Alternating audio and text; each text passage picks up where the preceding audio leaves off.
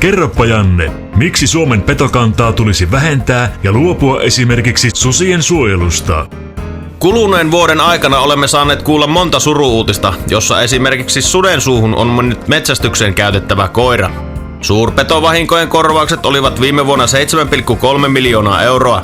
Riista- ja kalatalouden tutkimuslaitoksen susitutkimuksen hinnaksi yhdistys ilmoittaa 700 000 euroa.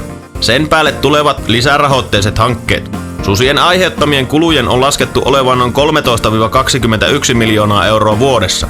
Suurpetojen, kuten esimerkiksi suden kannanhoidollista metsästystä, tulee tulevina vuosina lisätä ja susikanta tulee saattaa sellaiselle tasolle, ettei kyseisestä eläimestä aiheudu tulevina vuosina edellä mainitun kaltaisia menoja Suomen valtiolle.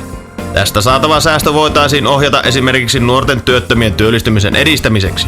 Miksi valtion ei tule kiristää entisestään ampuma-aselakia ja näin vaikeuttaa ampumaharrastustoimintaa?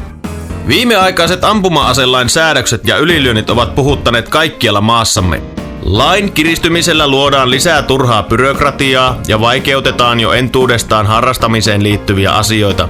Esimerkiksi lupien kallistuminen sekä harrastuspaikkojen päätön lakkauttaminen vaikeuttaa kohtuuttomasti harrastamista. Ampumaharrastustoimintaa ei pidä vaikeuttaa normitusta lisäämällä. Uusien aselupien ehtojen henkilöiltä, jotka omistavat aseen entuudestaan, on kevennettävä.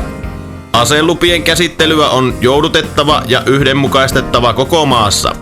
Aselupien hinnoittelua on kevennettävä, erityisesti useita aseita omaavien osalta. Tulevalla vaalikaudella on tehtävä aselain kokonaisuudistus, jossa aselain edellisen uudistuksen ylilyöntejä korjataan. Äänestetään meidän mies Janne Halunen hoitamaan asiat kuntoon numerolla 115.